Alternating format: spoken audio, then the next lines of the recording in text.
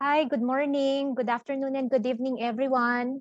A few webinar reminders as we get settled for the program. If you have not done so, please rename your devices using the format shown on the screen. This will help us properly address you. Let us also save bandwidth and keep our connection strong. Please turn your cameras off. All questions should be sent to the chat box. Questions received via email will be read and answered first. Also, please use the webinar link we sent you to reconnect or join back, just in case if you got disconnected. And lastly, of course, please complete the post-event survey. We would be sharing information about the post-event survey and the how to access as well the webinar recording and presentation decks later in the program. We wish to remind everyone that this is a recorded webinar, a recorded session.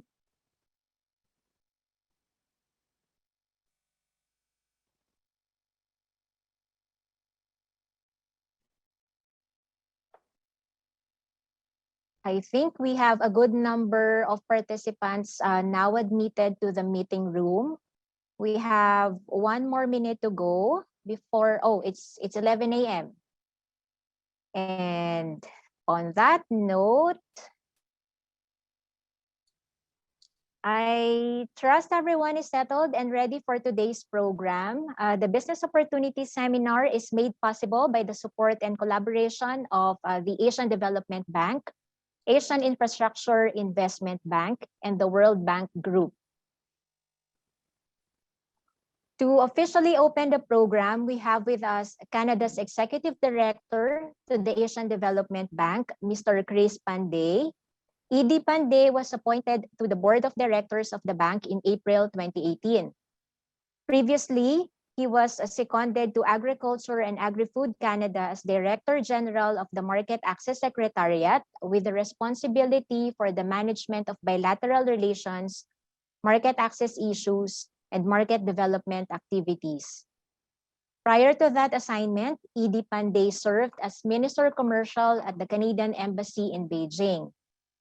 His previous assignments include Dubai as Canada's first Consul General, in Washington, D.C. as Minister Counselor for Congressional Relations, in Seoul as Counselor Commercial, in Singapore as Trade Commissioner, among others. His headquarters assignments have included being a director for the Softwood Lumber Division and as the Executive Assistant to the Deputy Minister of International Trade. ED Panday is a career member of the Canadian Foreign Service. Dear speakers and participants, a warm welcome to ED Chris Panday. Over to you, ED. Thank you very much, Grimmy, and hello and welcome to everyone. I'd like to welcome all participants and speakers to this event. It's an impressive crowd and a great set of presenters, and I'm looking forward to some very interesting discussions. As Grimmy mentioned, I represent Canada on the board of the ADB, and in my experience, both at the bank and in a range of developing country markets, I think I can say with great confidence that IFIs offer an incredible breadth of opportunities across developing Asia, and details of which will be shared with you and provided by presenters over the course of this program. At this point, as Grimmy did, I'd like to recognize the support provided by the three IFIs involved in today's event, the ADB, the AIIB, and the World Bank. This is very much appreciated. It's important for Canadian companies to understand that IFIs are good business partners and present real and valuable commercial opportunities for Canadian companies. However, this is not for everyone. A critical self-assessment on the part of all companies is essential, particularly with respect to your readiness and capacity to pursue IFI-funded opportunities. Knowledge of IFI procurement processes and project pipelines is essential, and your participation in this event is a valuable part of this knowledge gathering process. You're highly encouraged to leverage the support of trade commissioners, particularly the IFI liaison officers, for coaching and assistance. The strong team of IFI liaisons and in-market trade commissioners that Canada has at its disposal provides a real competitive advantage for Canadian businesses, one I hope that you will take advantage of. Just as you do in other parts of your business, you must build your own network of contacts and partners in market. And finally, working with IFIs is a long-term proposition and requires a long-term commitment and patience. Nobody wins their first bid, and no one should be thinking that they can pay next week's rent on the basis of an IFI deal. It takes a long time, it's worth doing, but it takes perseverance. With that, I'd like to officially open today's program. I would encourage active participation and after event follow-up as appropriate with IFI liaison officers and trade commissioners in market. This will be essential to actually make this event worth your while. Thank everyone. I'd like to thank everyone for your time and your commitment to being here. And now I'd like to send the mic back, the virtual mic, back to Grimmy or to Lily. Thank you. Thank you, Edie, for joining us today. Thank you as well for officially opening the program. So today's program will start off with a presentation from each of our IFI speakers, and it will be followed by the panel discussion and moderated Q&A session. Again, we will use the chat box to field questions or comments to our presenters. Let us have our questions and comments focused on our theme to keep the discussion engaging and productive. Also, I would like to remind everyone that this is a recorded webinar. More details regarding how to access the recorded webinar and the presentation decks would be given later in the program.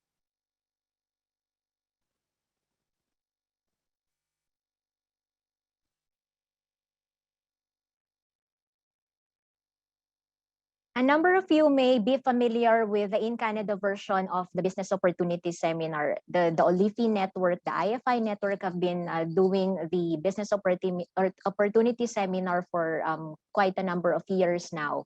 This event, this particular event, the webinar version, the virtual version is very similar to that. It is just that the delivery and approach have been enhanced to have it more relevant.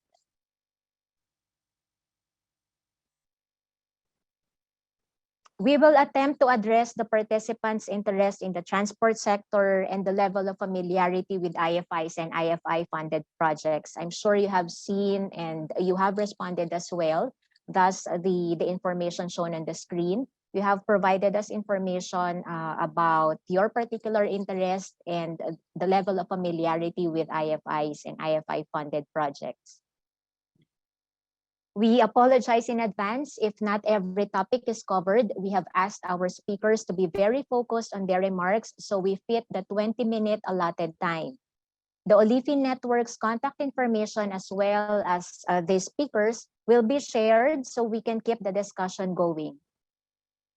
And on that note, I'd like to invite my colleague, Lilian Zhao from our Embassy of Canada in Beijing. She is our liaison officer to the Asian Infrastructure Investment Bank. Lilian would be introducing our first speaker. Over to you, Lilian. Thank you. Thank you, Grimmy.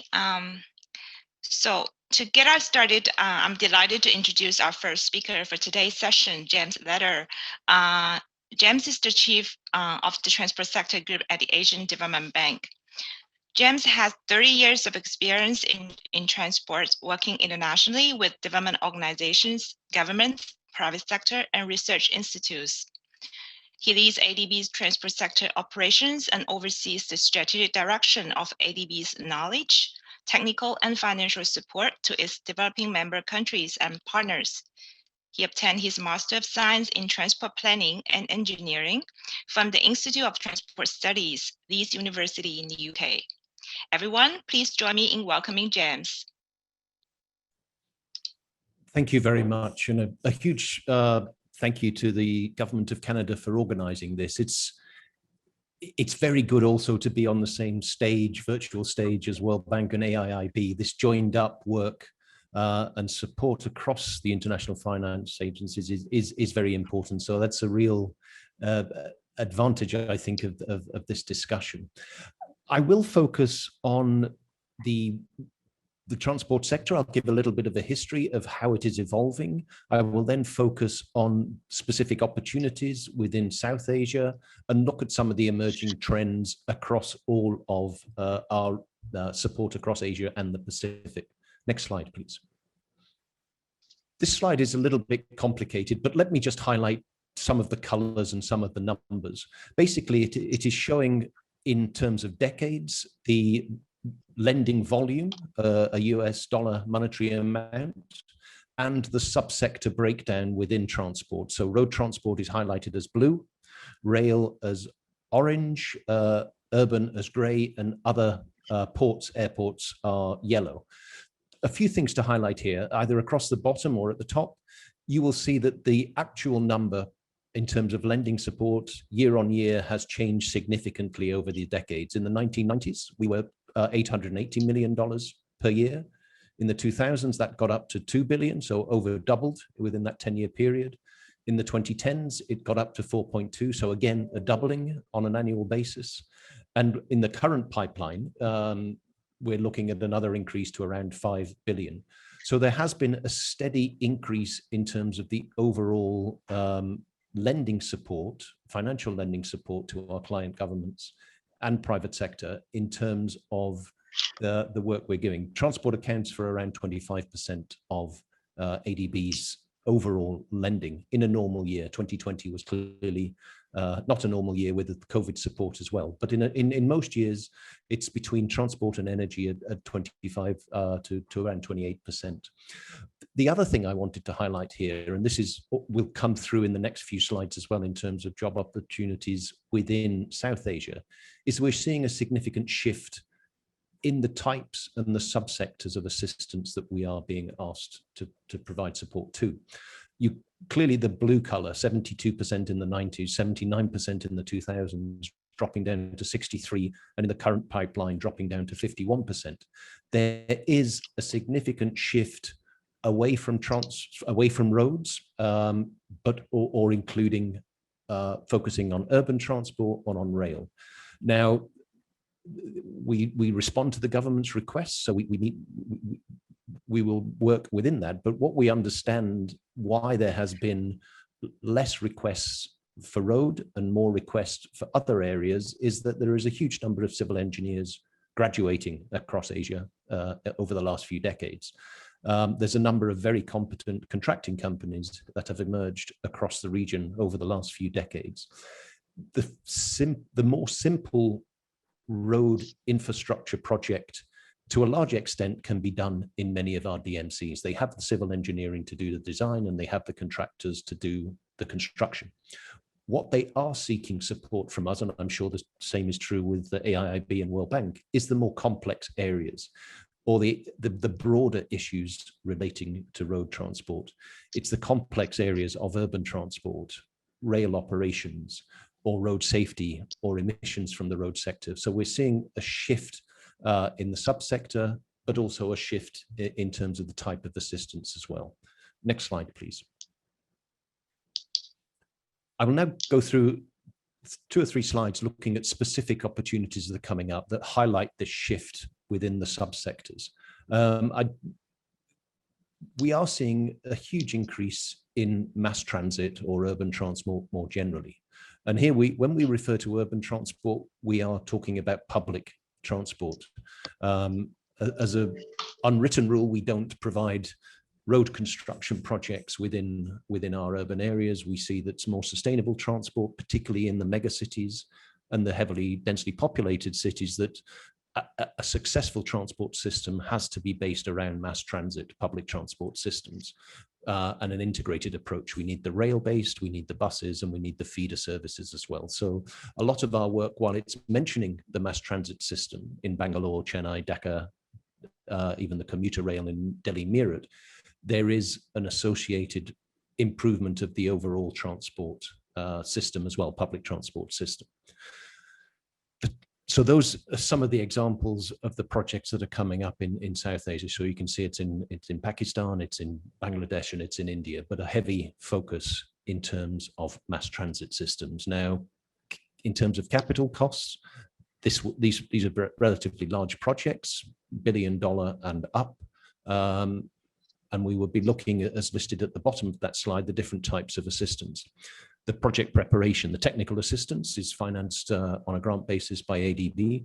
But once we move into the detailed design or the construction, that is where we would be providing the loan to the government for the implementation of that project. There is a whole range of the types of assistance we're doing beyond the project preparation, the civil works, the E&M, rolling stock, and very important to all the organizations, the environmental and social protection. Clearly, as a development bank, it's not just about the lending, it's about the economics and the development potential as well. Urban mass transit must be accessible to all. It must be financially accessible to all. So we have in terms of that social dimension, it goes beyond just the resettlement issues, but it also ensures that we are encouraging equal access, affordability in our transport assistance as well. Next slide, please.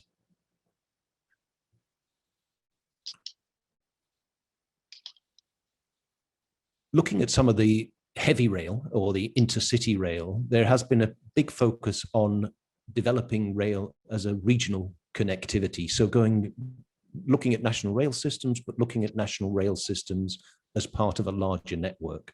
So we've highlighted here 3 rail projects that are under consideration in Bangladesh. And SASEC, for those that aren't familiar, this is the South Asia Special Economic Cooperation. So this is looking at connecting Bangladesh with surrounding area.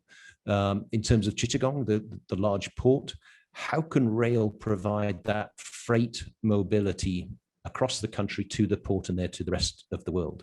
How can, at the top one, looking at the dual gauge, how can the rail system within Bangladesh that operates on a different gauge from India, how can we connect India Rail with Bangladesh Rail? This is that regional dimension. The importance of this regional dimension, particularly for long distance rail, is driven a lot by the freight movements and the economic growth. We are seeing significant increases in trade between the different countries, and the most efficient, effective way to move that freight is either by maritime or by rail. If you look at it in terms of the energy use per container or per ton, energy and water transport are much more efficient.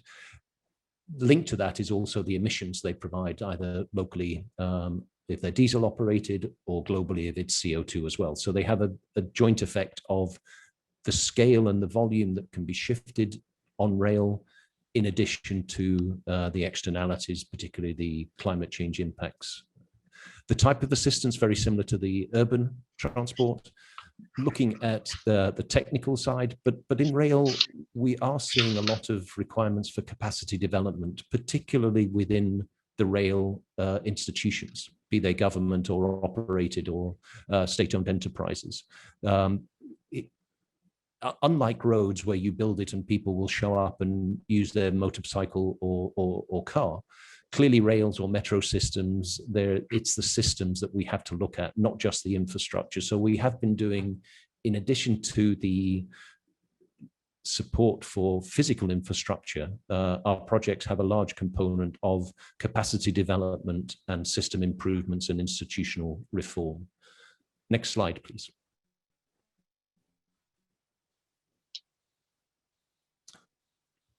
Having said that the road sector is shrinking, it is still very important, and it has huge impacts for development, particularly in rural areas or connectivity where the transport network or the demand may not be sufficient to justify a full-blown rail system.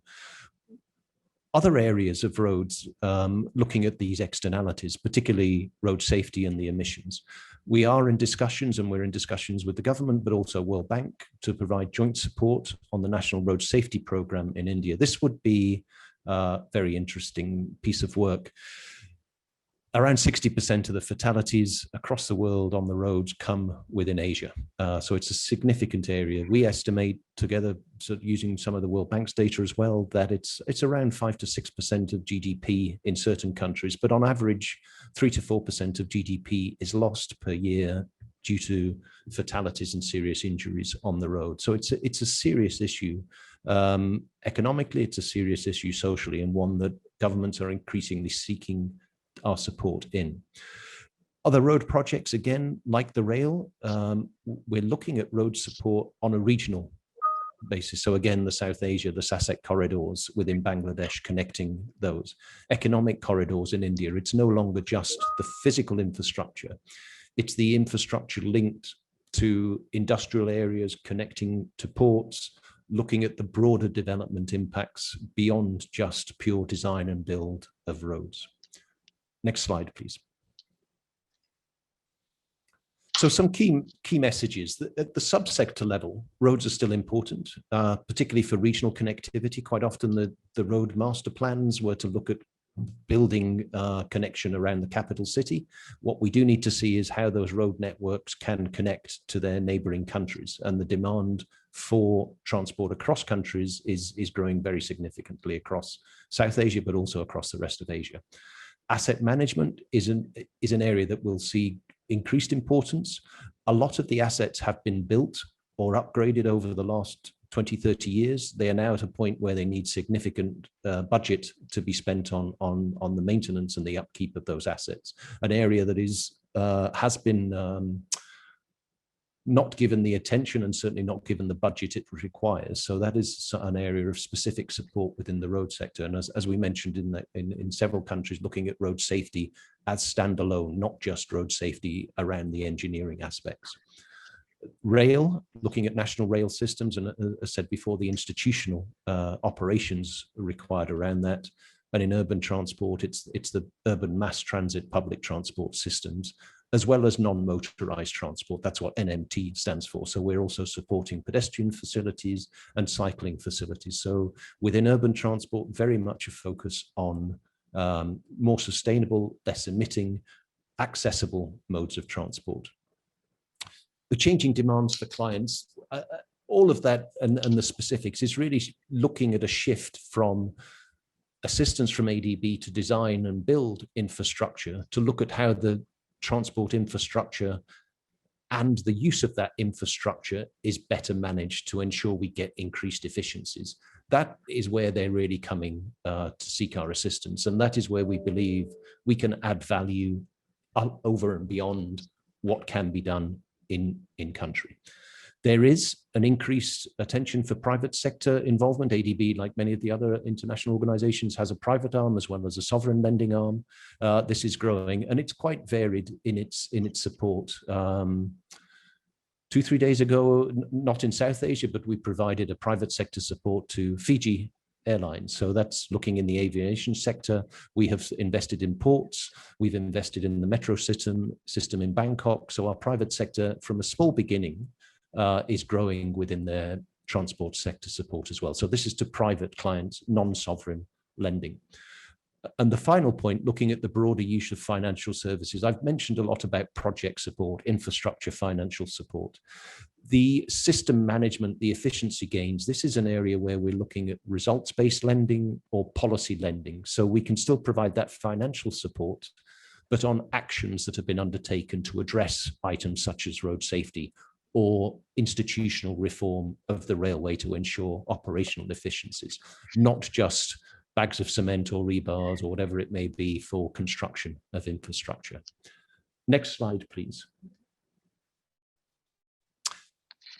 Thank you very much for your attention, and I believe we will have questions combined once we've heard from all of the presenters. So I will hand back now. Thank you very much.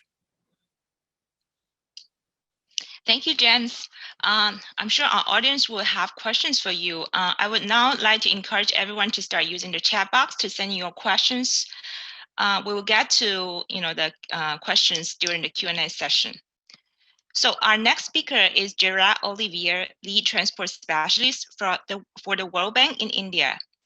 Gerard focuses on developing solutions to enhance urban mobility, unlock markets for electric mobility, achieve sustainable economic integration through multimodal transport, and achieve safer transport.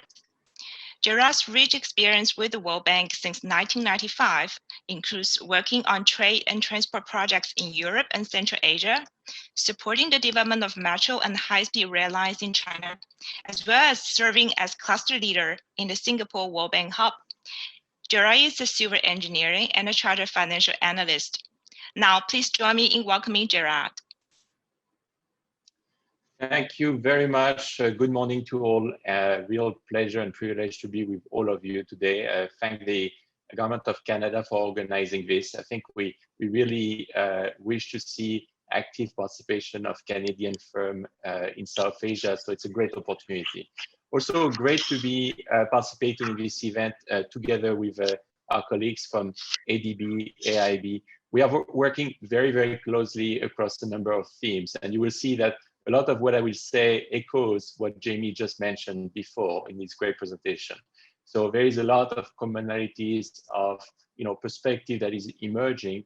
And the reality is that even combined, even though we are speaking about billions, etc., we are still relatively small size altogether in a region like South Asia in terms of our financing. So, how to leverage this financing to achieve greater goals is really the name of the game. During the presentation, I would like to cover 4 points. First, I will re-emphasize some of the points that Jamie made in terms of the shift in strategic areas of focus, as seen from the World Bank Group in transport. A quick country overview, because we have a very diverse set of countries in South Asia.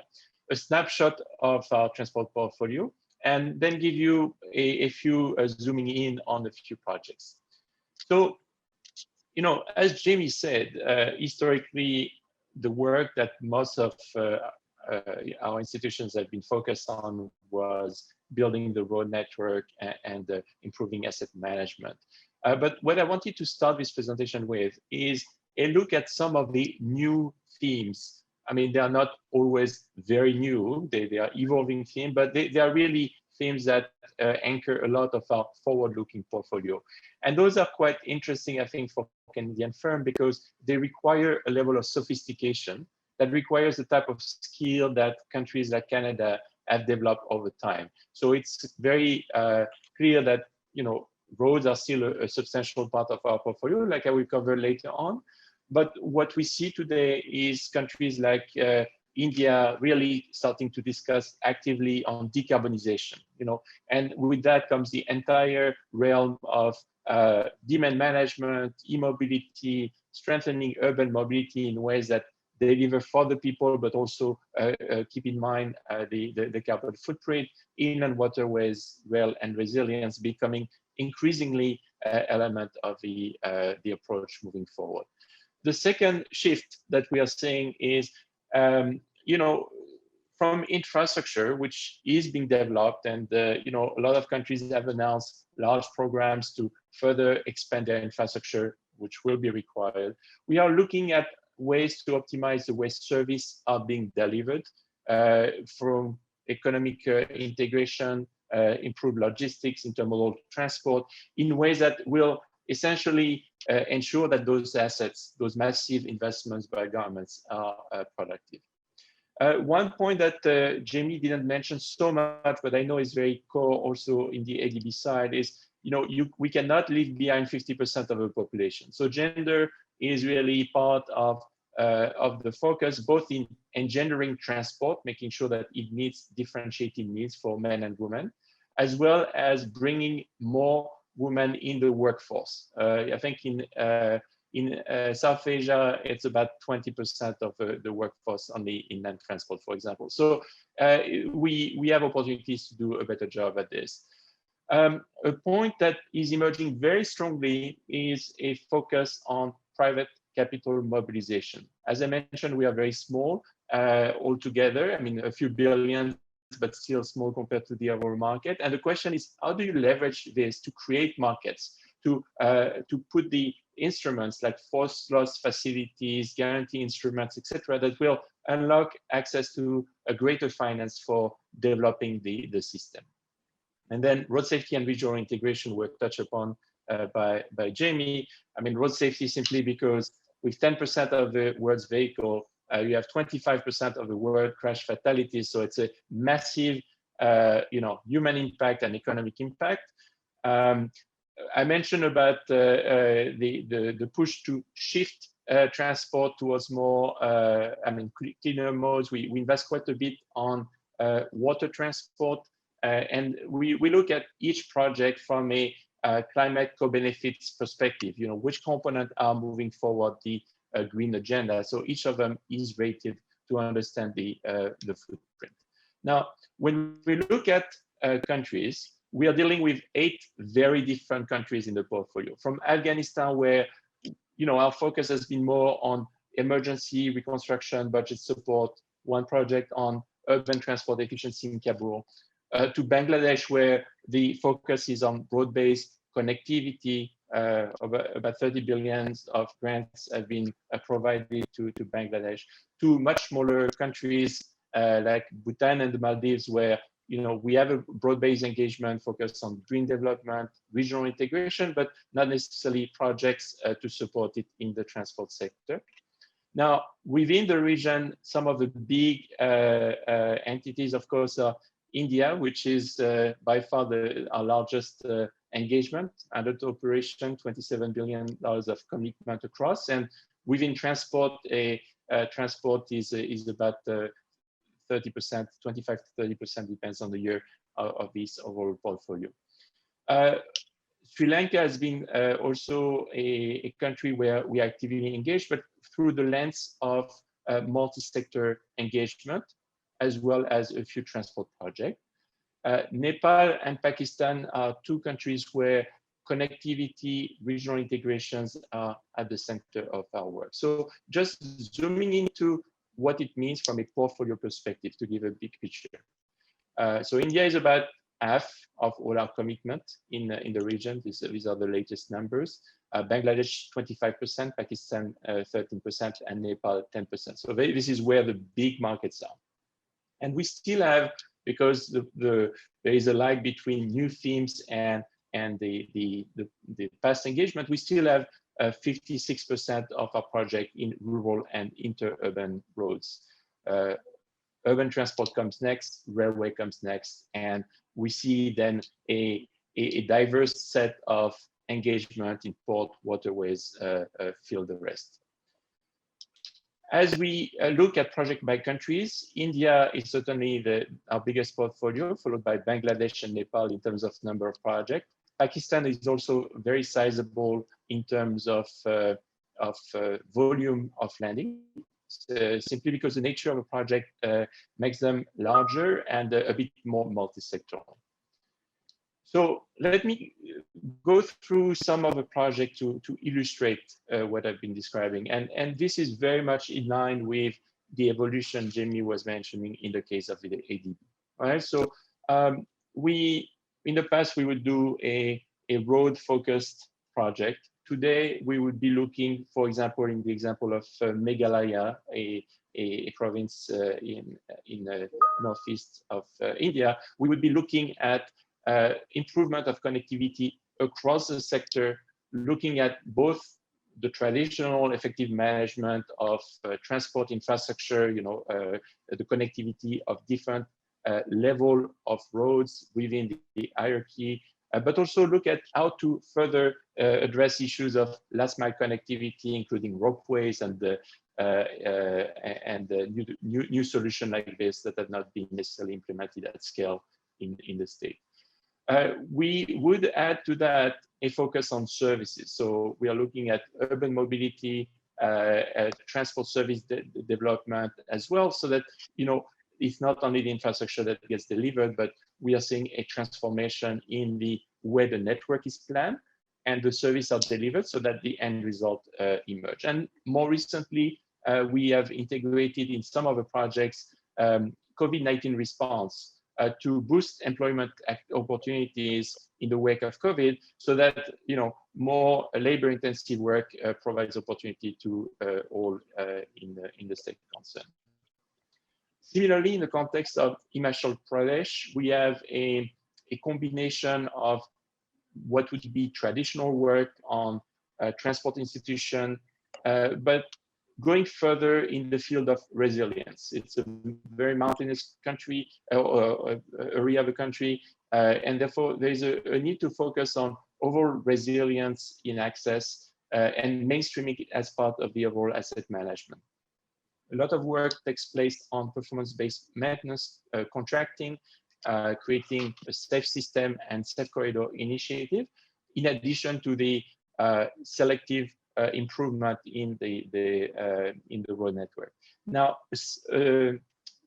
concomitant to that, there is also a focus on logistics system and strategy for horticultural products to facilitate economic growth. And that's a theme that, if I go to our next project now in Bangladesh, the so-called WeCare multi-phase approach, which is providing 1.4 billion over a 10-year period to better connect the western side of Bangladesh to the border. You see a similar approach where the corridor gets developed, traditional good quality road improvement with safety embedded and application of principle of life cycle analysis to the development of a corridor, with a corridor feeder road improvement that ensures access to the market, looking at ways to create digital platforms to support the upgrading of the market and support the logistics infrastructure and services that come together. And as you do that, starting to reap the true benefit that can be achieved through an economic corridor. And we have something similar taking place in the context of Nepal, where essentially we look at the transformation of the efficiency and safety of the main corridor in Nepal, focus on the cross-border trade, and combine road safety component, trade facilitation at the border, as well as a focus on contributing to the post-COVID recovery. Now, beyond those corridor projects, we have a number of projects dealing with transport in cities, obviously. Urbanization, I mean, these next 2-3 decades are going to be the decades of urbanization in South Asia, a lot of population coming in, and therefore a huge need to improve the overall mobility, accessibility, and safety within those cities. So in the context of Karachi, for example, we are looking at upgrading a key corridor by supporting a bus rapid transit system, and look at essentially move from the type of picture you see on the right-hand side to a quality of service that would be more commensurate with what is expected in the city today. This typically will come with facade to facade upgrades of the streetscape. And as you do that, reinventing the neighborhoods that come with it. So this is a type of engagement that provides a lot of opportunities to think differently about the integration between transport and the urban space in ways that will really, that could be attractive to firms in Canada. I would then go to the last example I would give you today, which is the work we are doing between Pakistan and Afghanistan to upgrade the Khyber Pass economic corridor, and really trying to, again, combine expressway development to reduce the time and cost associated with the trade between the two countries, and then beyond to Dushanbe, looking at master planning around the areas in question to enhance the impact of the corridor, and looking at ways to better integrate the market participants along those corridors, along the global value chains. So, this gives you a bit of flavor of the portfolio as it has been, evolving in recent years. But more importantly, maybe give you an idea about what is coming next. And what is coming next is a need for much deeper integration, a sophistication in the service that brings, us from the skill set that exists that Jamie mentioned. You have engineers, you have blah blah blah, to the ability to look at projects programs in very multifaceted manners that allow you to really elevate using digital tools, using integrated approach, the way the system overall deliver for goods and people. So that's quite a fascinating time to be in South Asia. There is a lot of government programs. Recently, India launched a new development bank or a new infrastructure development bank that will support the large scaling of their overall infrastructure program, the NIP. I just want to also conclude that everything we do, like for the other institution, I'm sure, is available online, right? So on this slide, you will see two links. One is the link to our procurement projects portal that provides you all the procurement plan, the description of project, what is happening in terms of new project. I mean, this is really the tool, best of all, to understand where the opportunities may be for institutions like yours. And all the tenders of significance are issued through the second link under development business. So we certainly hope to see a lot of participation of Canadian firms in some of those fields, and look forward to the discussion. Thank you. Thank you, Gerard.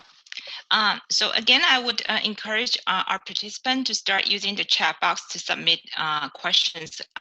We're seeing, a couple of people have already submitted the questions. If you don't indicate who that question is for, we'll assume that your question is for all of our speakers today. To complete our excellent lineup of speakers, I'm pleased now to introduce Mehran Avini, who is from the Asian Infrastructure Investment Bank. Mehran is the Senior Investment Officer with the AIIB for sovereign and non-sovereign investments, focusing primarily on the transport sector. His current regional focus is South and Southeast Asia.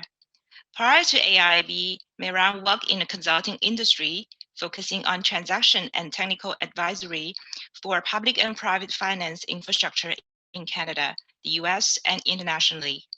His transport projects have focused on highways, metros, airports, railways, and ports. He's registered professional engineer in both Canada and the US. Mehran is a national of Canada. Please join me in welcoming Mehran. Thank you, Lily. Good morning from Beijing, China.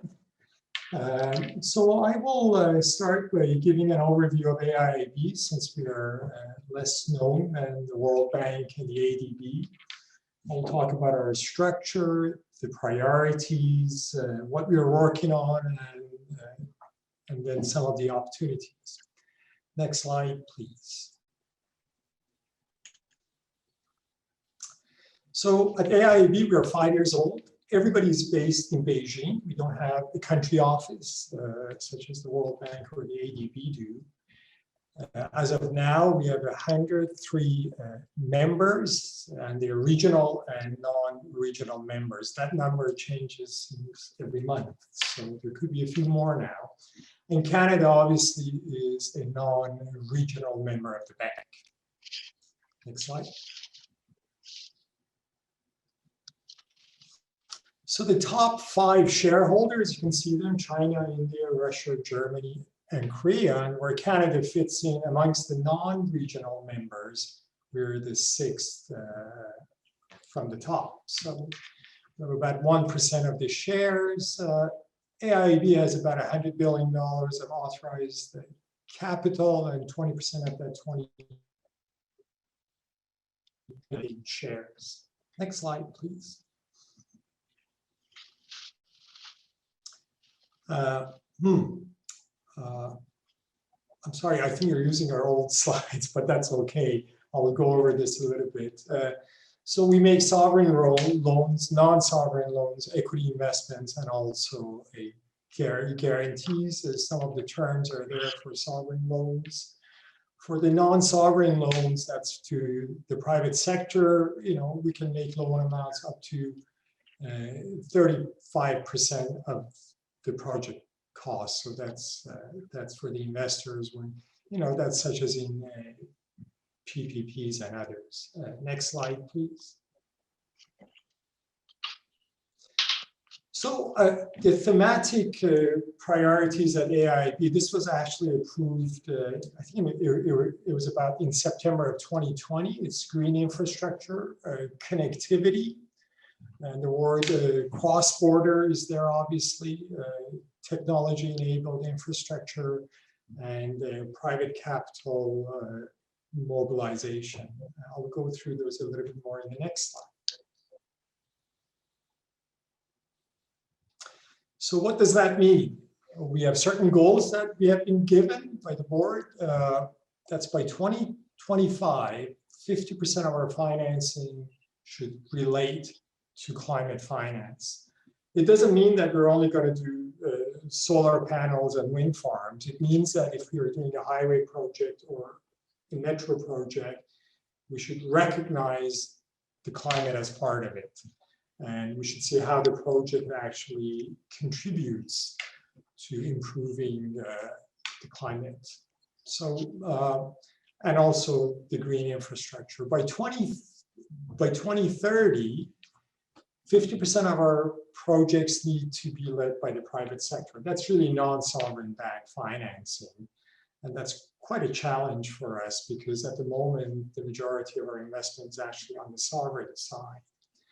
And also by 2030, 25 to 30% of the project should focus on cross-border connectivity.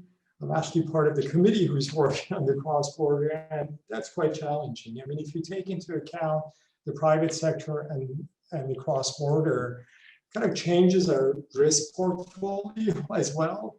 So we're working to see how we're going to achieve those, but those are the targets that we've been given. So in that regard, we have been working with our partners, ADB and the World Bank, and I suspect that we're going to be doing quite a bit more of that, especially on the climate side, on the cross-border areas. Next slide, please. So this kind of gives you a structure in our investment operations. So we have really two regions. Region 1 is South and Southeast Asia, which I'm part of, and then Region 2 essentially is the rest of the world. So, and they're a mirror image of each other. If you look on the chart on the left-hand side, we have the infrastructure investment, which I'm part of. We have transport, energy, water, and urban. We also have a banking group. They essentially invest in equity investments, fund investment. If you look at the middle at the bottom, it talks about the social infrastructure. That's actually brand new. The Director General for that just joined us about a week ago. So in that area, we'll see healthcare, education, some of the COVID response, which we have been working on.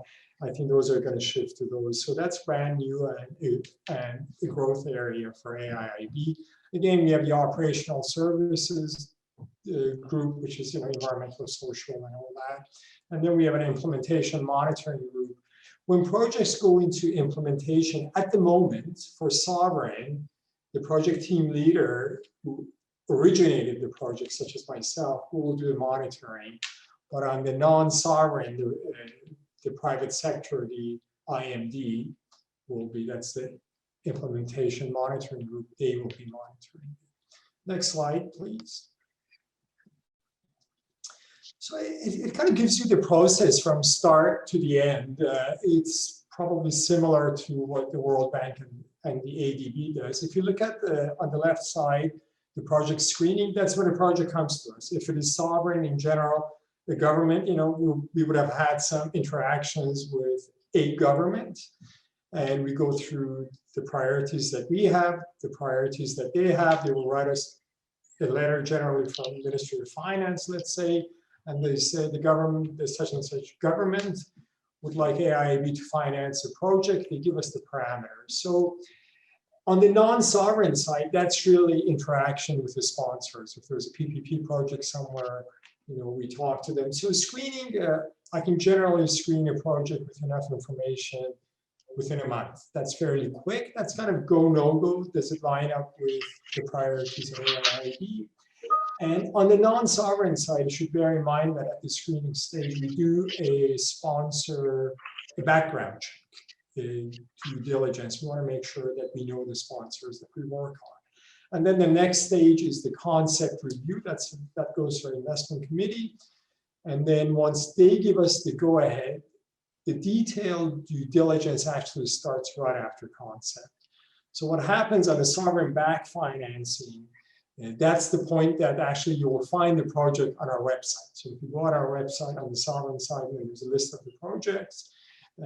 That's once the concept has been approved. Now for non-sovereign, that's private sector, you see the final review. That's when we publish the project that it's in our pipeline.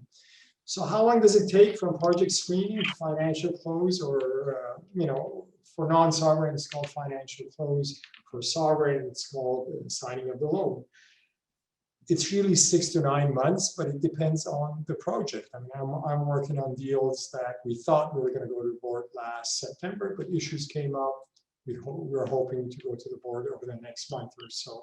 So for the consultants, really the role comes in for us after the concept review. Now, if it is sovereign, a lot of the consultants would actually be hired by the government or by the agency who's implementing it. On non-sovereigns, once the concept review is approved by, that's when we'll sign a mandate with the sponsor. So that's when we're going to need the technical advisor, financial advisor, legal advisor. They're hired and paid by the sponsor, but we review the terms of reference. I come from a PPP background, and we definitely want to see what the terms of reference is. Especially on the legal side, we have certain requirements. On the technical side, we look for a bankable report. So on the non-sovereign side, we actually act very much like a private bank would. We do the due diligence, environmental, social, and also the validity of the project. So again, from screening to financial close or loan signing, I would say 6 to 9 months if you're very efficient, but then it depends how ready the project is. Next slide, please. Okay, next slide, please. Thanks.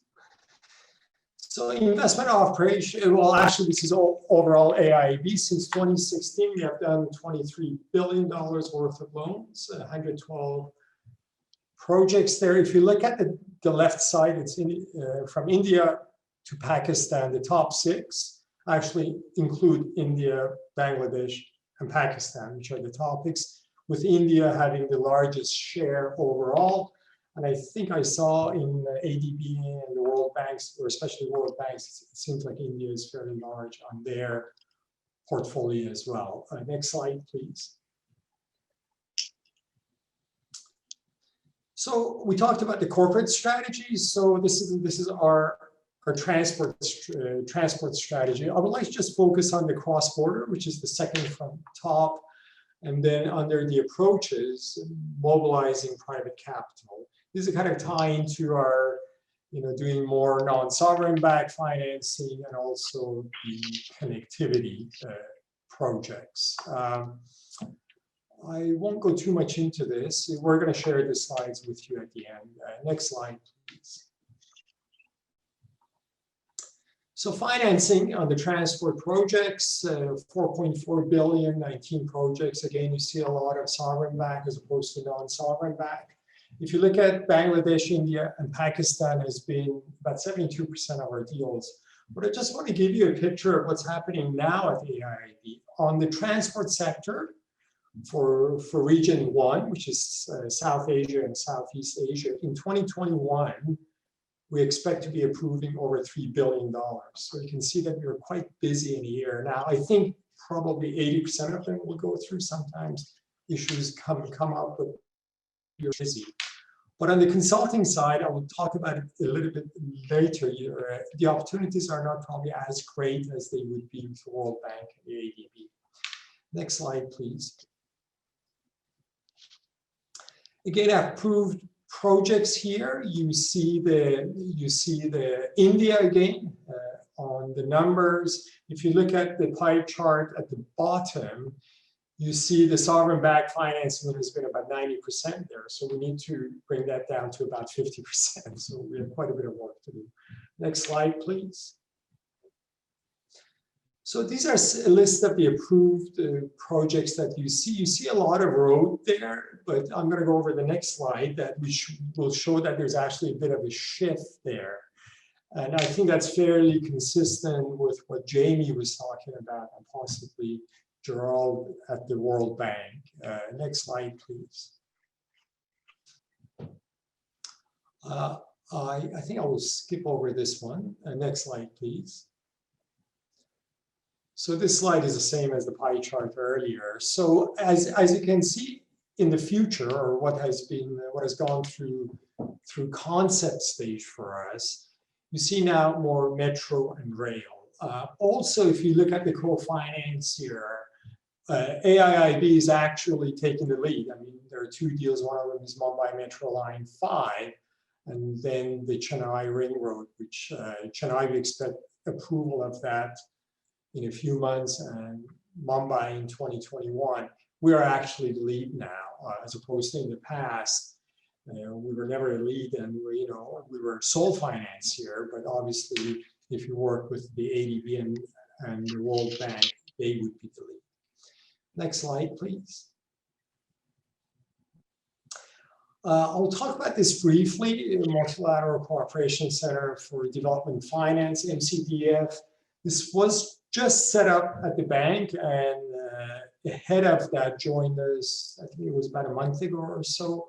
So this is a facility that involves a number of IFIs or MBBs. And also we have some of the countries who have put money into this. The focus of this obviously shows here is to have a coordinated approach for information, knowledge sharing, and the capacity building. This is quite important to the consultants as well, because at the AIIB, we don't do a whole lot of grants to prepare the projects, as ADB and the World Bank do. We do have a special fund that we can use for the projects that we are going to finance to do some upfront work in form of a grant.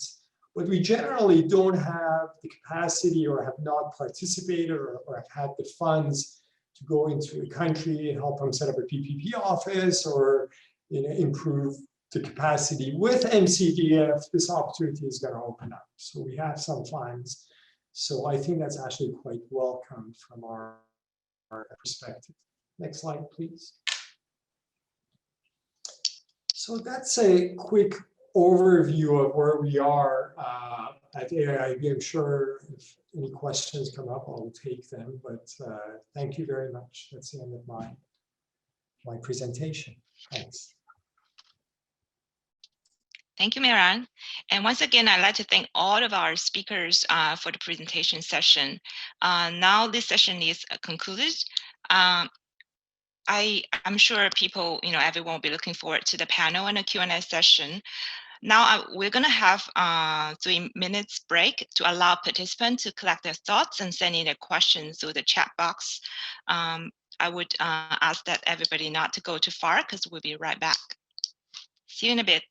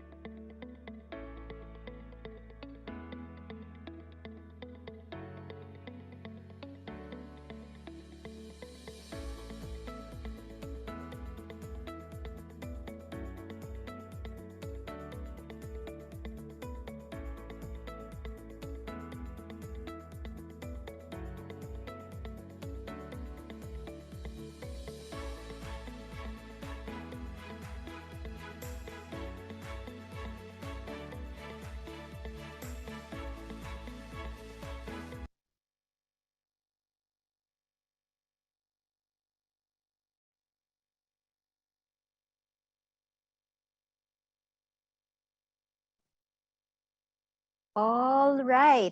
I think it's safe to say that the presenters got the group engaged. We have been receiving a number of questions from the chat box, in the chat box. We have also received a few questions through the registration forms and a few through email. As mentioned earlier, that would be addressed first, and everyone is so much welcome to send in their questions in the chat box. We would be addressing that as well.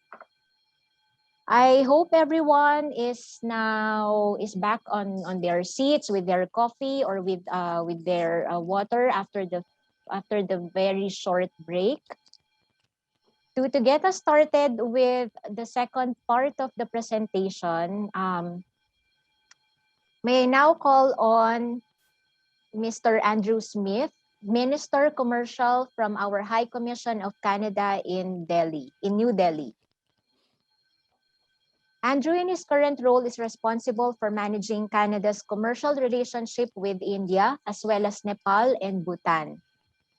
As well, Andrew is responsible for providing leadership and guidance to 8 trade and investment offices Canada has in the region.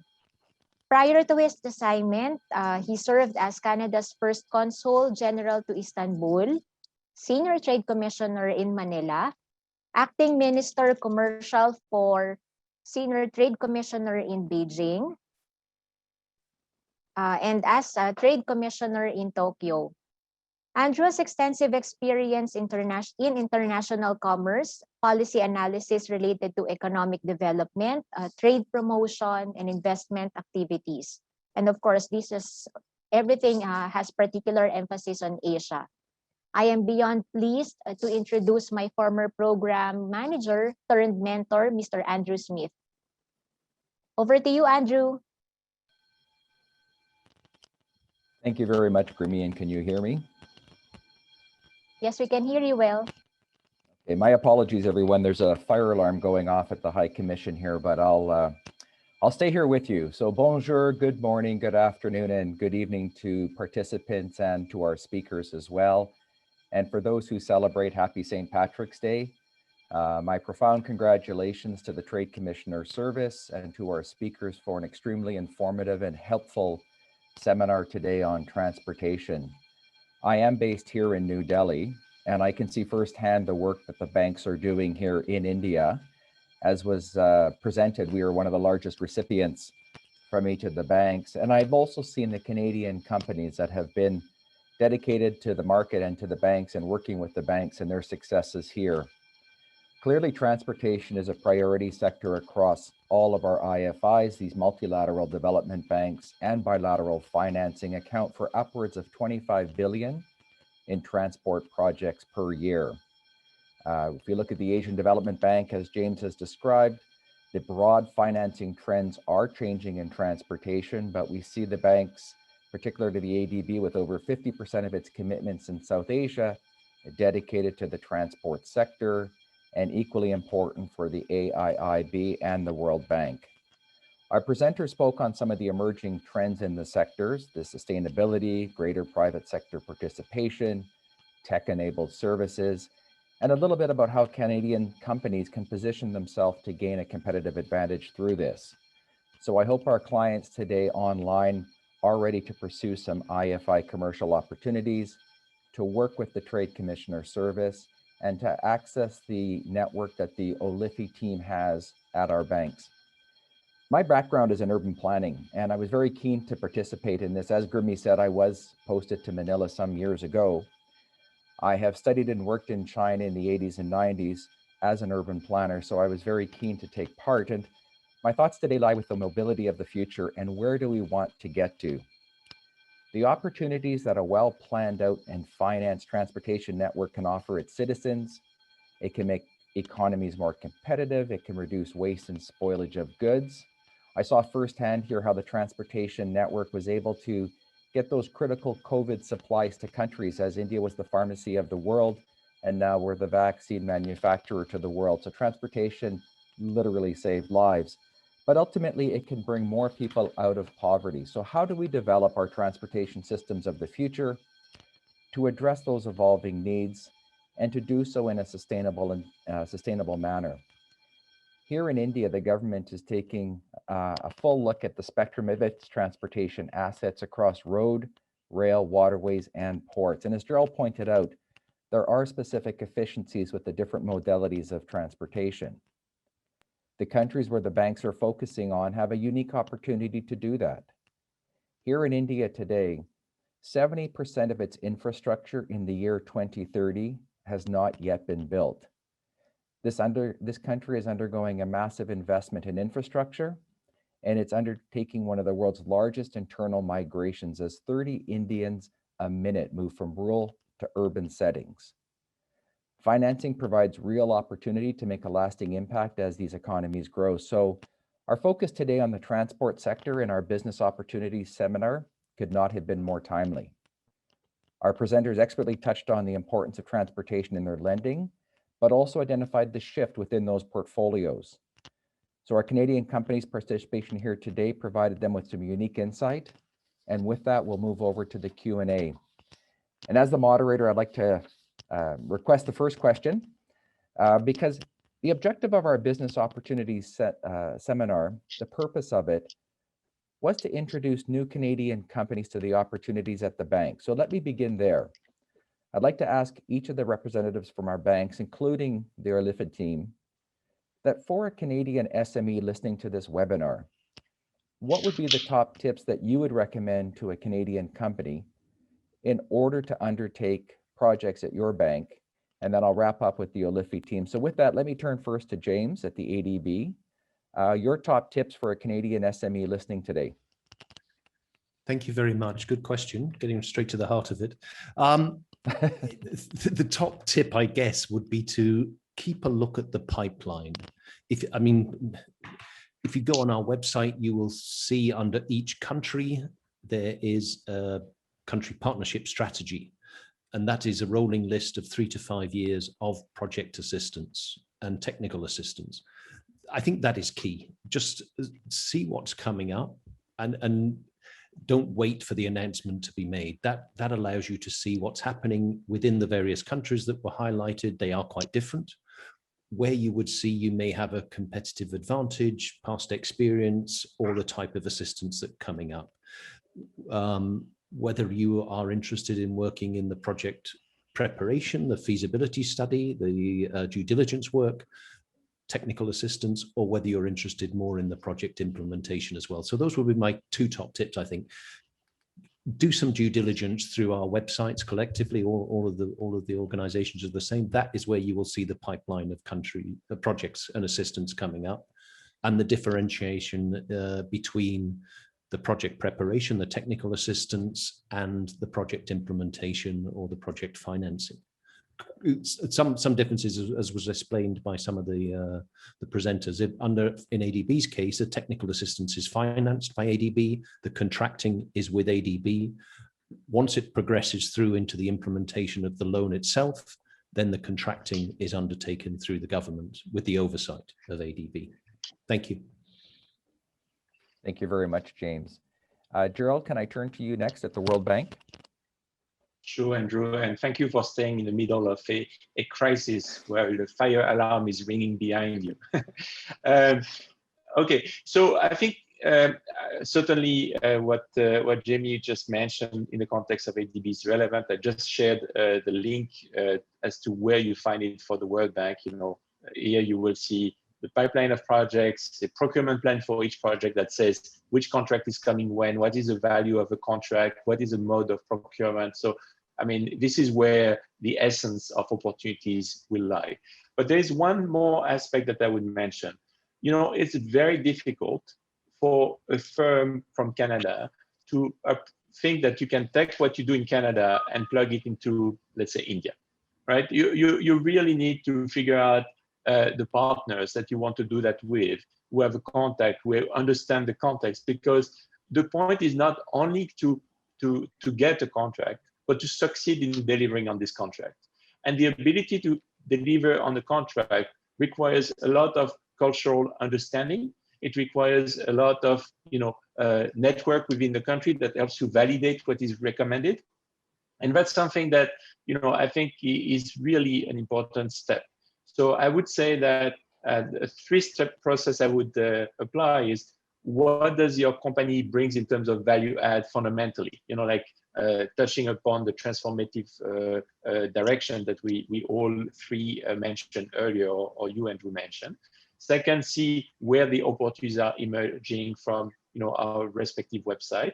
And actually, all of us are publishing in UN development the procurement opportunity, or the clients are publishing those opportunities. And third, find a strong local partner so that you do the journey in a way that combine your deep technical expertise with a local understanding of the market.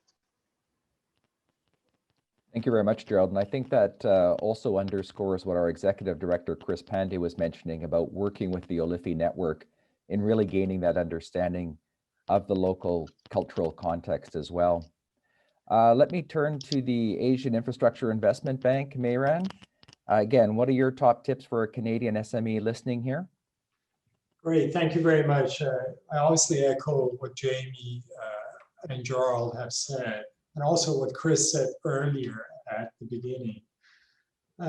So I won't repeat what they have said, but I just want to add to it that from the personal experience, being on the consulting side in Canada and working for ADB and the World Bank as well, is, you know, also knowing the project officers. I think it's really important that you establish some contact with us. It doesn't mean that when you call us, we're going to have work for you, but you know, you're going to remind us that you're there and what your expertise are. Now, one of the challenges I see for companies with AIIB is that at the moment, we just don't do a whole lot of TAs. You know, it's not in our, but it's going to change. I mean, we have a special fund, which has quite a bit of money in it. MCDF is coming up. So with AIIB, just be patient. At the moment, on our projects, we do hire a number of individual consultants, but they seem to be fairly locally based, simply because I have, you know, the Chennai Ring Road. Nobody even within India can travel. So we go hire a local person. But I really think that on the non-sovereign side, on the PPPs, I actually think that Canada has a lot of excellent experience. I mean, and the experience is international. I mean, the bankable project is a bankable project. And I think Canadian firms, because of the number of PPPs we have done, because of the number of investors we have in Canada, I think you can bring quite a bit. And now it doesn't mean that their, you know, local expertise is not available, but I think you can add to that. So my suggestion is check our website so you know what's going on overall at AIIB. Contact the officers, you know, every once in a while, send us a note, you know, ask us what's going on. I mean, there are occasions that I can tell I'm sitting, there's an issue with the project, and if I, you know, as much as people may think, there actually aren't as many consultants as the consulting industry may think there are. So just keep in touch with us. On the non-sovereign one, again, just, you know, put your niche in. I mean, if there's a large PPP project that has a lot of risk, I think there are a lot of Canadian firms that can participate in that. So, but in general, I echo what James and Gerald said earlier. Thank you. Thanks, Mayran. And I will come back to PPP if we have more time later. Just a question for my understanding as well. We do get Canadian companies traveling to the markets, visiting Beijing and Manila and others. Are you able to meet with Canadian companies when they come through? Since you mentioned Beijing, maybe I'll go first. Yes, we are. I mean, now is kind of tough, but in general, yes. I mean, I personally have met with a number of them. And I mean, we do meet with them. We're quite busy. Once the travel's open, we travel quite a bit. But if we know ahead of time, and if we know what you do a little bit ahead of time, so send us a bit of information. And, you know, yeah, we don't mind. We'd like to meet with them. Okay, I just want to make sure there was no restrictions. There's a few questions in the chat box about information sharing and things of that nature. Yes, James. I think that absolutely we can meet people. The only restriction is when there's bidding processes and the shortlisted firm then we must share information amongst all shortlisted firms. So if you're in the region, when we're able to be in the region and able to meet up face to face, then absolutely we can talk. There are some particular examples once we get into the bidding phase where it's equal information for all. That's the only time where we may have to say, well, if you want to submit a question, put it in writing, and therefore it can be shared with all bidders. But that's the only time where we are not readily accessible. Thank you. Understood. And Gerald, is it similar? On I would echo that. I mean, ultimately, the challenge is obviously we don't have the time to meet all companies from all countries coming to visit Delhi, for example. Obviously, so time availability is usually the main constraint. We're always welcome to know more about what specific firms can add to the overall agenda, in particular in the type of new evolving area that I mentioned earlier. The point is to be very careful from a procurement perspective, right? If you come and try to get information that is not public through this, that's really not encouraged. Actually, it can lead to being excluded from the procurement if there is a sense that you're trying to get more information than the public has, right? I mean, information is equally open to all parties, as Jamie mentioned, and you have to be very cautious. And that relates to one other question in the chat box that came earlier. While understanding that Canadian firms may have different requirements, if you try in some ways to influence what is the content of an output of a consultancy so that Canadian firms are better positioned, whether it's a Canadian or French or whatever, then that's the type of thing that can lead to disqualification and complexities in procurement later on. So there are very strict rules as to not influencing the content. It doesn't mean not informing the broader process. So instead of looking at it as at the contract level, if Canada decides, look, from a life cycle benefits applying blah blah blah would make a lot of sense, and Canada wants to make a case for that, and a cluster of companies make a case for improving the overall life cycle approach, and that gets accepted as a principle that can be embedded in future procurement, that's one thing, and that's totally fine. But if certain specific requirements pertain to specific firms, and you try to get this into a tender document, more likely than not, it will end up in a disqualification and maybe even long-term exclusion for tampering in the process. So there's a sacrosanct process, and that links to one of your questions on how do we deal with practices that may be seen as corrupt. This is not the case of corruption, but influencing the process is something we are very sensitive to. Absolutely.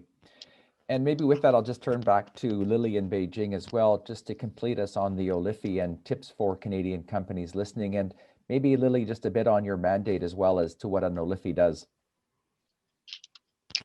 Thank you, Andrew. I think it's really hard to add anything more to what our speakers have already indicated for the tips for companies to pursue IFI opportunities. I think really our message to companies is really to engage early.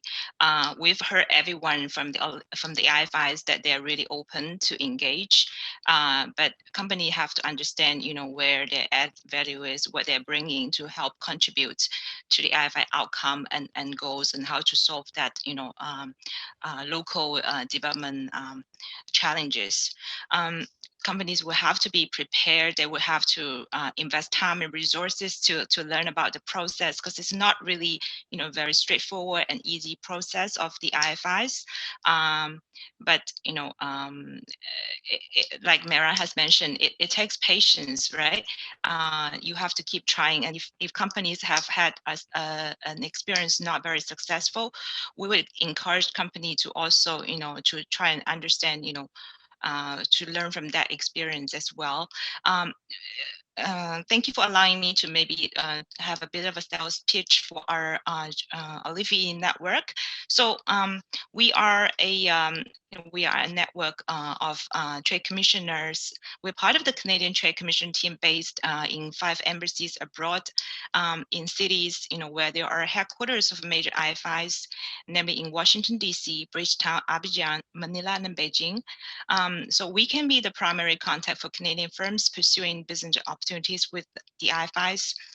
We can, help promote awareness among Canadian companies about doing business with the IFIs in our daily work or through, events like today's.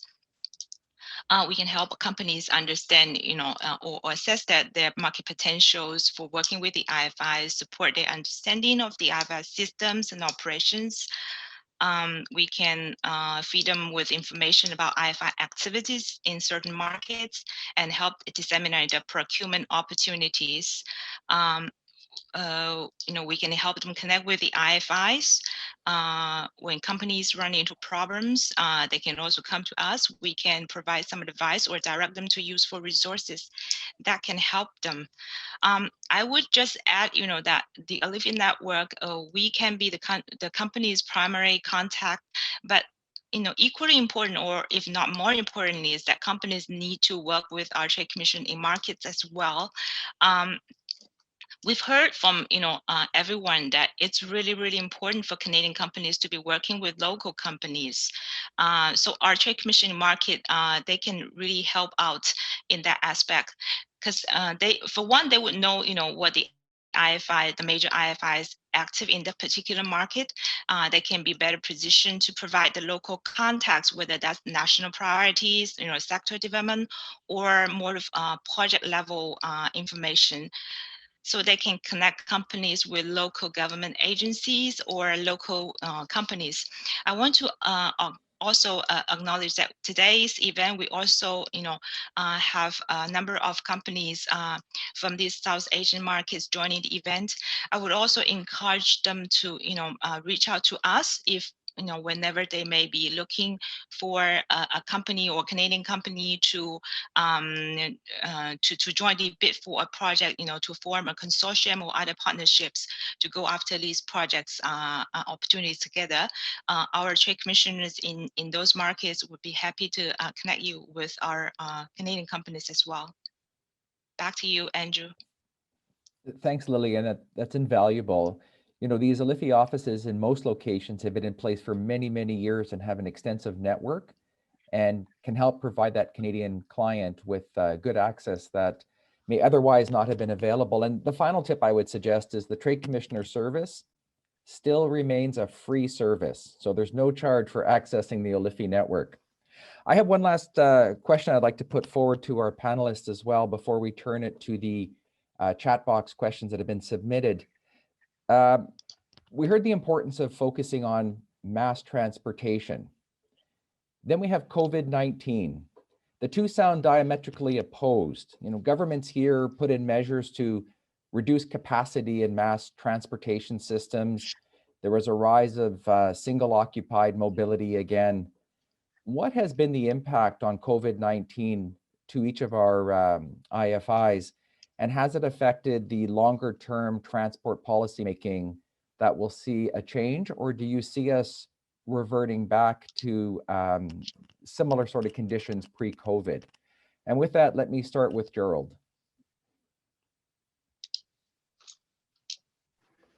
Yeah, thanks, Andrew. And I would start by saying that let's disentangle short-term impact from mid to long-term impact. Certainly, COVID was extremely impactful on mass transit, public transport in India during COVID. Some cities are already back to the pre-COVID level, like Bhubaneswar, for example, and some cities are still far from where they were before. The expectation is that as you look at a year down the road, there will be a substantial shift back to public transport taking place in India, at least. With nonetheless a rapid increase in things like two-wheelers and the like, which provide an alternative that is still affordable. And we are seeing in particular a rapid increase in potentially electric two-wheelers coming as a result of that. So, that's one trend certainly that we are looking at. The one thing I wanted to emphasize, and I've not emphasized in the presentation so much, but looking forward, we see the need for much more integrated approach to urban mobility. Taking the mass transit system that AIB, ADB are supporting, and then putting them as part of a full urban mobility context, from governance to funding to financing across all modes, that looks at mobility of people from door to door for different genders and the like. And actually, this is what we are undertaking now in a city like Chennai. That will answer partly your question, Andrew, in the sense that that broader look at how people move, how their preference evolve, and what it takes to keep a system that is going to be green enough evolve. We are seeing also, and that's the last point I wanted to make, a rapid re-interest in walkability in cities. Like walkability ultimately may seem like not a step forward, but a step backward. But actually, if you have a city where access to all type of amenities and opportunities can be easily accessible by walking, you have already improved the resilience of your system, as well as what is required for public transport to be compelling. So it's a combination of levers where the experience of Canada could be quite relevant, from the governance to institution to finance to integrated planning across those layers. Thanks, Gerald. And indeed, here in India, with the vaccine rollout happening so quickly, 3 million a day now, we are seeing a quick revert back to mass transport. James, COVID-19 and the impact on transport policy making at the Asian Development Bank? Very interesting question. Now, I just wanted to add on what Gerald was saying. There are some fundamentals in Asia, Asian cities, where the density, the sheer size, the fundamentals mean that we must have a mass transit system that's linked and connected. We can't move to a sort of Texan commuting by private vehicles. That is just physically impossible for the size of the cities and the population densities. Therefore, you have very limited space. You've got to move more people in a much more limited space. Therefore, it's only mass transit. And as Gerald was saying, integration of that mass transit across the other things. There will undoubtedly be changes as a result. Working from home has proven to be quite effective for those who are able to do so, but in production cities with large production sectors, then you can't take your work home from the factory. You will still have to commute in. E-commerce has been another huge increase and uptake. I don't know whether that means more trips because people are returning the goods, or whether it's, but that's something new. So we are seeing different changes in travel patterns. The longer term, will there be decentralization from some of the mega cities? Many of our countries, perhaps less so in South Asia, but more so in Southeast Asia, have a dominant capital city or a dominant commercial center. Will there be a decentralization to some of those secondary cities? And the final point I wanted to make, which comes in terms of the financial viability. Many of the transport operators are SMEs. If they've had no revenue or very limited revenue for a year, how can they survive? This is an area that we see being a huge impact. And we're not talking sort of an airline, a major operator of Transport for London as a huge entity. We're talking single owner operators of rickshaws or tricycles or buses. Their income has practically been zero for a year. How are they surviving? I think this may have a huge impact once cities open up and once the full demand for travel comes back. There is a concern that the service providers may not be there anymore. They may have changed jobs because they couldn't survive with no income for a year. That's one of our biggest concerns, is really when first off, we will see a return because the city structures and the city size mean that there's limited options for any other methods of mobility. There will be some changes, but around the edges. But the viability for those operators to re-emerge as they were before, that's a question that we're yet to see. Thank you. quite prescient as well. I mean, here in India, we did see that happening with a lot of those rickshaw operators, those tuk-tuks, returning back to their home states. But we also saw many of the day laborers return back to their home states, in some cases walking home, because the system had shut down here during COVID, and they're not yet returning. They're not comfortable to return. So it will have a longer term impact and broader than just transport. Thank you, James.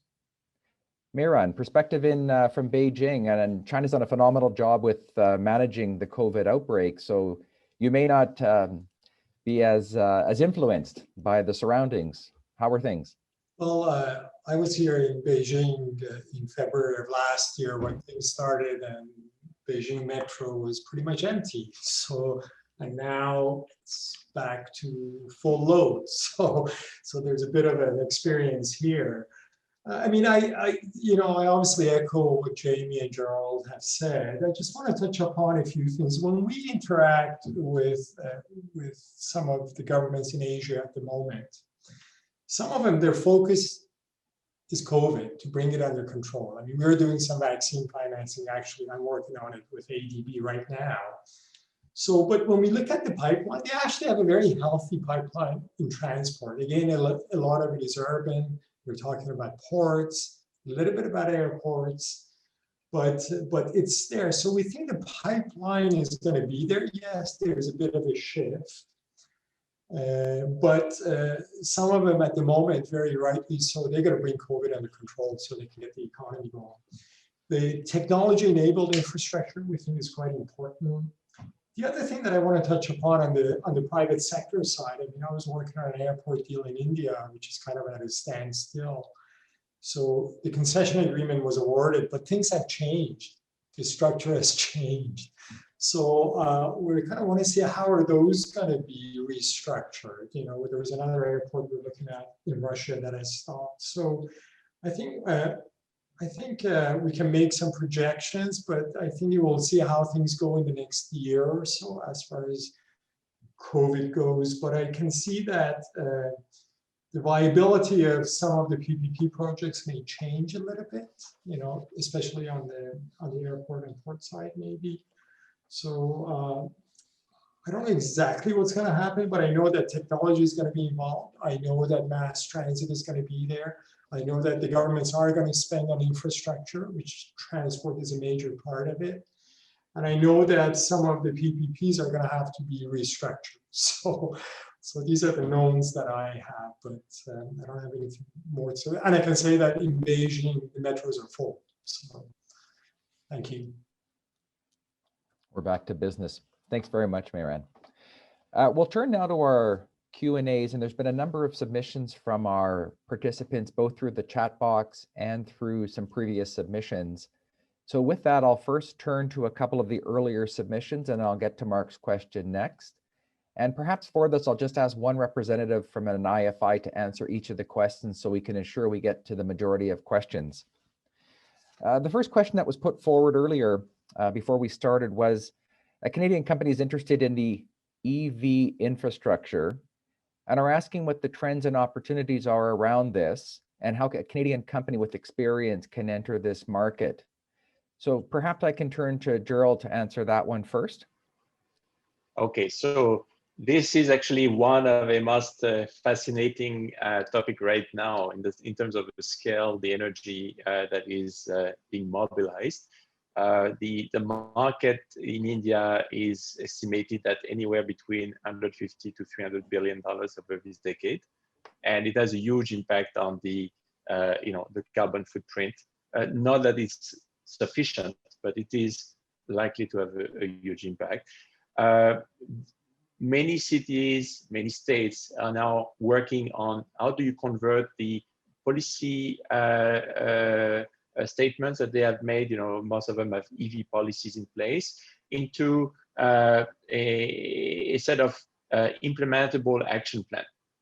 How do you actually roll out the charging infrastructure, do the siting, develop the business model and PPP's arrangement to actually ensure that it gets rolled out effectively becomes quite central. A second topic that is coming very strongly is we have reached now the parity level for 2- and 3-wheelers. and there is an explosion of potential demand for that, although the financing part of it is still being looked at. And that's what I was referring to at the beginning when mentioning the role of mobilizing and creating markets. We are looking very actively at how do you create the financing capacity to support that big transition. And we are also seeing some of the Canadian investors looking at potential taking stake, for example, in the e-bus story, like CDPQ and others. So that we're seeing like a transformational wave, very big in numbers, many opportunities. It's a very fast evolving market, and certainly one where it's not the kind of market where you can come once every 6 months and expect to be in the know, right? Because it's evolving very fast. Every few weeks there are new reports, policies, and the like. But a very big market for sure. Can I ask a follow-on, Gerald? If you look at a city like Delhi that's projected to have 1,400 EV buses up and running, you look at the flip side of that, and they also anticipate up to 21,000 kilograms of battery waste because of running those buses each year. When you're looking at evaluating at projects, are you looking at those downstream effects? Are you looking at it end to end? Absolutely. So first, you would not have this every year, right? I mean, a battery would hopefully last annual 6 years. Yeah. From what I read, that's the annual. Even though they run 6 years based on 350, miles a day, they're looking at up to 21,000 kilograms a year in e-battery waste. Okay, so I think what we are certainly looking at it from a life cycle perspective, including second life of a battery, including in energy storage opportunity, as well as recycling of batteries. As you know, since you're based in Delhi, the government has launched a massive program to support chemistries of batteries that work better in the Indian environment, which is with very high temperature. I'm not sure that's equivalent to Canada in any way, shape, or form, but chemistry can be worked out accordingly. Simply because you realize that what is developed for China or for Europe is not necessarily the right chemistry mix for the Indian condition. And as part of this, certainly a big opportunity to think about the entire life cycle, second life of battery, and the recycling needs to be incorporated. I don't necessarily see that though as a deal breaker, because the issue will come in 4 or 5 years. It needs to be foreseen, but for at least the first cycle, you're not going to see those batteries coming for recycling every year. So there is a bit of lag until those batteries come at scale for recycling. But that's an issue. It's actually easier to deal with in the context of buses, because you have big volumes, big quantities per buses, than in the case of 2-3 wheelers, where you may have discarding practices that are not sustainable. And certainly that needs to be part of the equation, Andrew. Thank you very much. That was most helpful. One last second question before we turn to the slide is Bruce submitted a question asking, how are the banks managing risk and defining risk as health, safety, environment? How are the banks managing risk, emergency planning, and the management of business continuity events? Maybe James, your camera's on, I'll turn to you.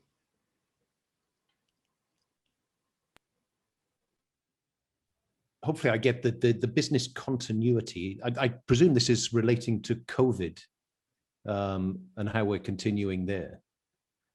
If correct. That is okay, good. We have continued, just putting some very large numbers together. If ADB as a whole, across the whole of the Asia Pacific, is around $20 billion, 2021, in normal years. Last year, we were supporting $30 billion because around 12 billion was COVID related. So that meant that in a norm, take out the COVID assistance, in normal years, we would provide support, not just transport, but across all sectors and themes. We would be providing 20 plus. Last year, it was around 18. So the work has continued, as was mentioned by some of the other panelists. in terms of what has been happening, we have been utilizing innovation and different technologies, and we've been making far more use, I think this was said earlier, of local counterparts. With the travel restrictions, it's been very difficult to mobilize people across international borders. Therefore, we have had to rely more heavily on teams within countries, assuming that there is travel allowed within those countries. When I said the technology, we have used drones to look at alignments. We have, obviously some of the technologies can be used for certain aspects, but if you need people boots on the ground to do borehole tests and those and the like, then we've had to rely much more heavily on the local commitments than we had in the past. And that applies internally as well. Our resident mission staff have been ramping up to fill in the gaps because we haven't been able to travel for the last year. So ADB going out, and I noticed there's a question on corruption, and it's definitely appropriate to ask that question. It's very important, and sorry, sort of moving across the questions here, but we have been relying and working much more closely with our resident missions and our offices within the countries to undertake a lot of the activities that would have happened by staff from the head office being able to go out on trips because they haven't been allowed. But there was a few demobilization of contractors on projects, but generally the projects have been able to continue as is, but with a greater use of local resources. Thank you. Thank you very much. I'll now turn to the question submitted earlier in our chat box from Mark Deller. And I think it was Gerald who spoke about, an integrated approach to mass transport. So Mark puts the question forward about looking at other infrastructure projects such as telecommunications and broadband being integrated into the transport projects to take advantage of some of the synergies like right-of-way management and such. Is this something that's actively being worked on from the bank? And Mehran, we'll turn to you. Okay, thank you. So I mean, if you're looking at a non-sovereign deal, such as a PPP deal, obviously the deal has to make sense. The returns have to make sense. The risks have to make sense. So we have seen quite a few deals that everybody looks for opportunities as to maybe increase the revenue from the project. So, so whatever that adds value to the deal, we do see that. So, but other projects, broadband treatment transfer, and also we talked about technology-enabled infrastructure. So yes, we do see that, either the governments require certain in the bid documents, they require certain technologically enabled facilities. So there are synergies in that, but again, I think on the revenue side, on the private side, it's really the private sector that's trying to maximize the revenue, and that's a point that we also have to educate the governments a little bit, how they structure the deals, where the risks are, and also what they allow the private sector to do. So yes, there would be synergies in my view. And Rui, if I may add to that, yes, because I think it's a very important and relevant point. As I mentioned earlier, the word moving forward is integration. We have been doing this kind of work of integrating broadband cable with railway construction, highways, even in cities today. When we are looking at a city development, we look at complete street program, and the complete street program includes both the underground utilities as well as the surface treatment, so that you have duct, that would accommodate all the utilities in one go, to avoid the build and rebuild process that has plagued many cities around the world, not only in South Asia. So this has become growingly part of the business as usual. I mean, or it's emerging as a new business as usual in the ways of doing it. Of course, any integration increases complexity, because it means you need to coordinate across agencies that may have different time frame, etc. But this is certainly being pursued actively and should be part of engagements moving forward, as we have done partly in the past. Thank you for that. And what I would suggest is as we take a question, if there's anything additional either of our speakers would like to add, then feel free to just let us know.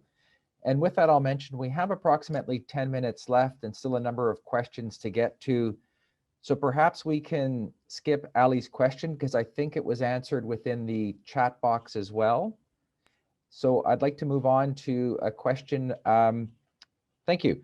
How is the Asian Infrastructure Investment Bank different from the World Bank and the ADB? And then in order to provide any funding assistance to a government agency, what are the prerequisites? So Mayran, tell us how you're different. Sure. Well, we're smaller, we're newer, and we don't have as many staff. So, I mean, our bank, I think the latest is about 350 people. That's probably within Jamie's group at ADB. Okay, what we're different is that, I mean, we're very deal focused, we're project focused. Obviously, you know, we're trying to develop more strategies and policies, but to date, you know, a lot of us come from the private sector, a lot of us come from other MDBs, but the difference is we're lean, clean, and green, and lean we certainly are. I think we're quite nimble, but I do give a bit of the credit to other MDB partners because we've been nimble because we have been working with them quite a bit so far. So they have a lot of experience. They've done a lot of the background work. But I think the difference is that I think our processes, what we have done is that we have taken, obviously, World Bank and ADBs. We have tried to summarize them, make them simpler for us to work. It doesn't always work as a PTL, I can say that, as a project team leader. But I think, and you know, our focus is really going to be on the private sector. I think in certain cases, you know, obviously we have a corporate AAA rating, which means when we go more to non-sovereign, we got to be careful about the projects that we take on. That's how we can provide good financing rates. I mean, if we lose that, then the whole structure of AIB is going to change. So I think we're a bit more nimble again, but I do acknowledge the assistance from other MDBs. I think we have fewer staff. I mean, we work on projects, we try to get them done as quickly as possible. Then assistance to government agencies. As I said earlier, we do have a special fund, but special fund is really on the projects that we're going to work on. So we don't have a grant that we would give to a certain government to look at their healthcare system, for example, right? But as part of MCDF, that's going to change.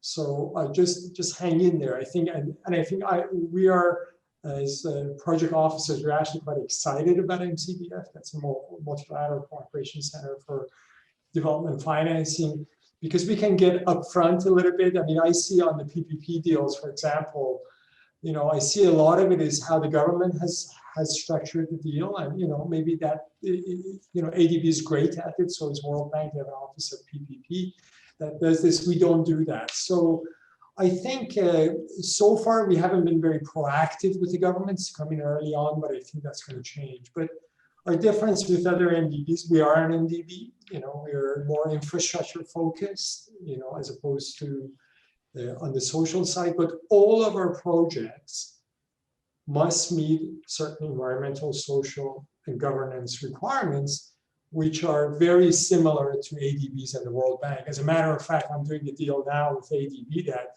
we categorically accept ADB's environmental, social, and governance structure. So there's not a difference that we accept something that they don't. We follow them. We have just tried to make it a bit simpler for us. So I hope that helps. Thank you very much. There's one follow-on question for you as well, specific to the AIIB. The statement was that they had seen that there was support of an OSE INVIT in India, and they're looking for some details about that. Yes, I'm aware of it.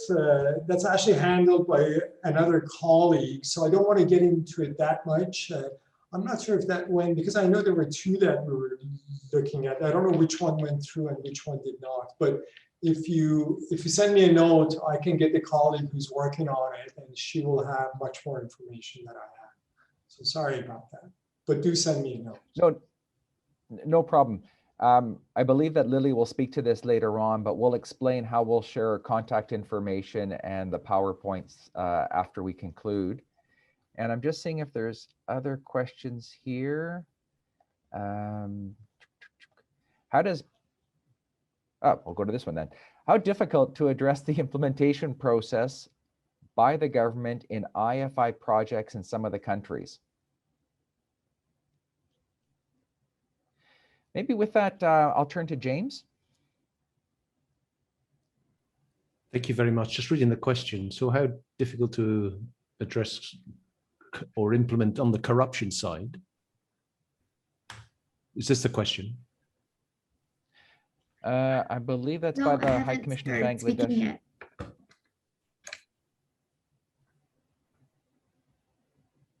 Sorry, I missed that.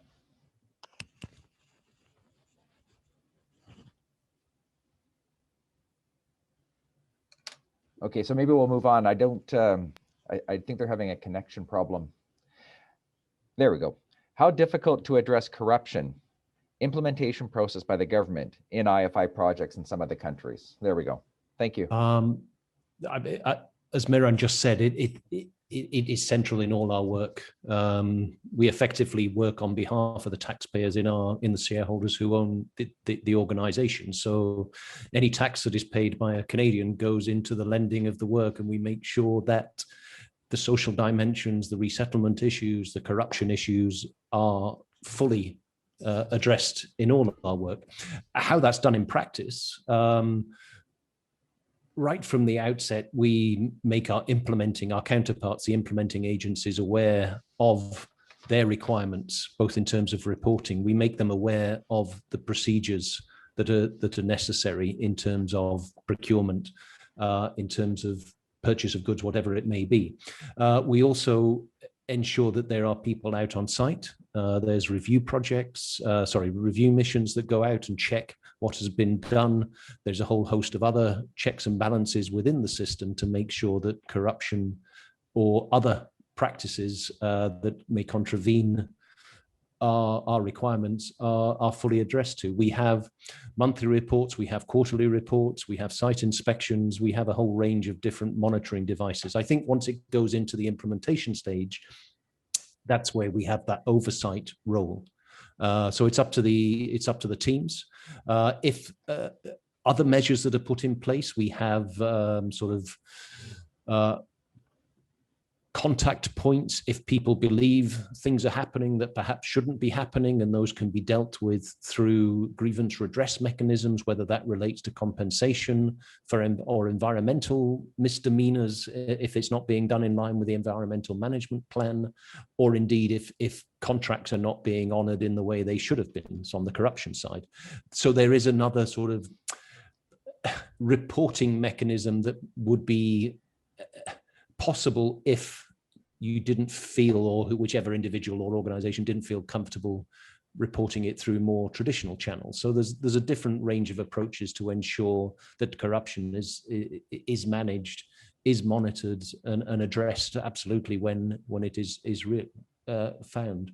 I sort of going back to the question we raised earlier about getting privileged information, and you would be cross-debarred from all of the organization. The same would apply if there was corrupt practices. It's taken that seriously that you would get either an indefinite ban or a time ban of 5-10 years or 1 year, depending on the level of actions or contraventions of the rules and the regulations that were sought. So it is up there. It's up there very highly with our environmental safeguards, with our resettlement and our social safeguards, and corruption as well. It's what we believe we are bringing to the table in terms of added value and doing work correctly. Thank you. Thank you, James. And I'm getting the virtual wrap-up signal here. So before my concluding remarks, I'll ask each of our presenters one last question, and it's a one-word answer. Do you foresee funding support for transport projects over the next 5 years increasing or decreasing? Gerald? I would say increasing along the new themes that I mentioned. Correct. Mehran? Increasing. Increasing. James? Increasing also. And I think that's what our clients wanted to hear online. But look, let me thank our presenters, Gerald, Mehran, James, fantastic session. As Grimmy had mentioned, I had been at the Manila office and had worked with the OLIFI for some time, but I even found new tips and new information in today's session. I don't know which half of me was more excited by this session, the urban planner in me or the trade commissioner, but it truly was really, important for us right now to be focusing on this sector. Here in India, I mean, transportation is critical for a strong economic comeback from COVID and the growth of this country that is undergoing this massive inward migration to its cities. Transportation is not the only one. There's big areas in renewable energy and clean tech as well. So I'm interested in future seminars where we could look at something along those lines. As Gerald mentioned, the opportunities in transportation are endless here in India. They announced the establishment in the last union budget of their own development institution, the National Bank for Financing Infrastructure and Development. It's all about infrastructure and transportation here going forward. Our Canadian pension funds and institutional investors are leading in those key sectors like renewable, clean tech, and transport. Combined Canadian funds have put in over $61 billion into India over the last few years. And these are great conduits to bring in other Canadian SMEs into this market as well. We have our champions. So I want to thank again our speakers for their time. A lot of preparatory work went into this for the clients who are online. And again, kudos to my trade commissioner colleagues for a phenomenal job putting together this session. Despite fire alarms going off and bandwidth issues, it's been stellar. So thank you again for that. And to our clients that are out there, work with the Trade Commissioner Service and work with the OLIFI network. They're there to help you with the banks. So with that, let me turn it back to Lily, please. Thank you, Andrew. Thank you to all of our speakers and to Andrew for such an excellent panel and Q&A session. We truly appreciate everyone's insights.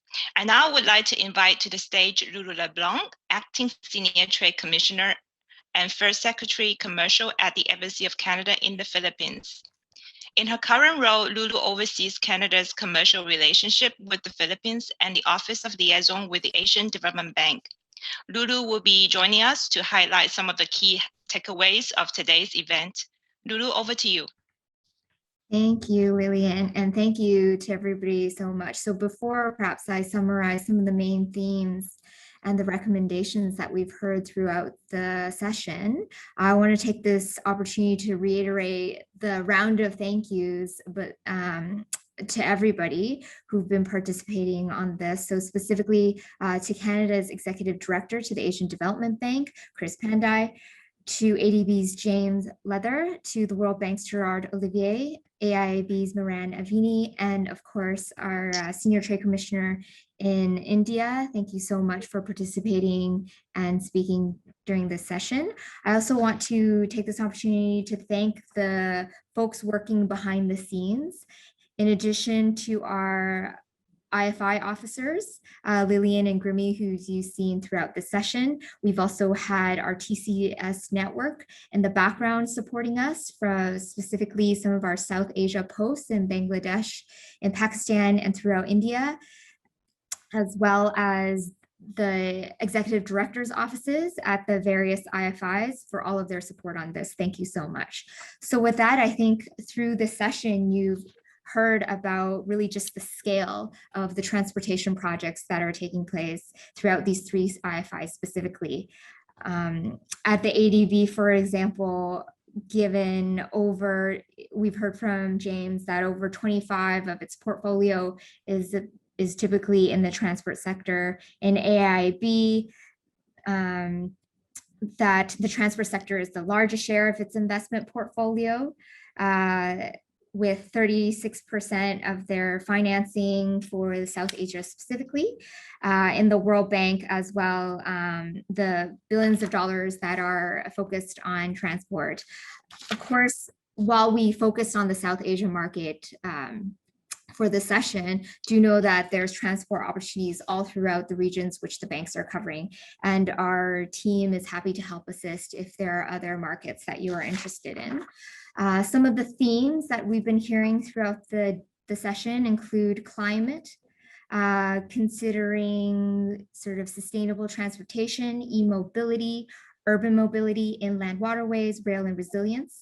Of course, gender, not only including more women in the labor workforce, but also taking a gender-informed approach, considering what solutions both address and respond to the needs of both genders, that inclusivity, considering the impacts of COVID and pandemic proofing your solutions, ensuring that what you can offer is lasting and sustainable, and additional emerging trends like we've heard many times the discussion about urbanization, mass transit. That's a big subsector there with lots of opportunity, technology, and considering productivity enhancing tools. Additionally, we heard from both the executive director at the beginning and then throughout the moderated session as well, ways to ready yourself in pursuing IFI projects. So that's taking the self-assessment, considering if you're ready and have the capacity to take these projects on, given that they do require some length of time to realize. Do you have the capital resources at hand ready to look through the opportunity and see through it? But if you do, there are lots of opportunities there. So don't be discouraged. We hope you're not discouraged by the length of time it can take, because there really is lots there. In terms of next steps, please do continue reaching out to our trade commissioners and our IFI network, especially with Grimmy and Lillian on the line today. You can feel free to reach out to them as a first stop. Our trade commissioners around the world are there to support you. And additionally, as you prepare to pursue these projects, we've heard early engagement and continual engagement throughout the process being a major recommendation and tip, making sure that you're learning the procurement processes. They are complex, but once you learn one, you can pretty much, you can take that learning away with you to the other banks. And then continuing to keep us in the loop and continue to pursue these opportunities. So we hope you've been able to learn about many opportunities in the transport sector throughout this session, and we look forward to learning about your successes and learning more about how we can support you through this process. So with that, I'll turn it over to Lillian. Thank you, Lulu, for the recap. So now on behalf of the Trade Commissioner, on behalf of the Alifi Trade Commissioners, I would like to thank everyone for participating to today's event, especially huge thanks to our IFI guests. I hope everyone finds today's event informative and insightful. We will be sending a post-event survey later today or tomorrow. We'd appreciate you taking the time to complete this survey. Upon completion of the survey, you would also have access to the PowerPoint presentations and recording. As more IFI business opportunity seminars like today's will be planned going forward, we would also like to hear your feedback and incorporate them in our future sessions. On the screen, you should have the contact information of the three Alifi Trade Commissioners. Please contact us should if you have any questions or if you require any assistance. Thanks again, everyone, and I wish you all a good day or a good night. Bye.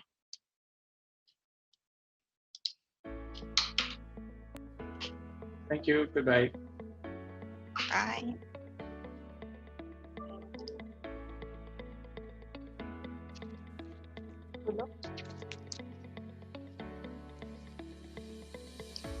Thank you, everyone.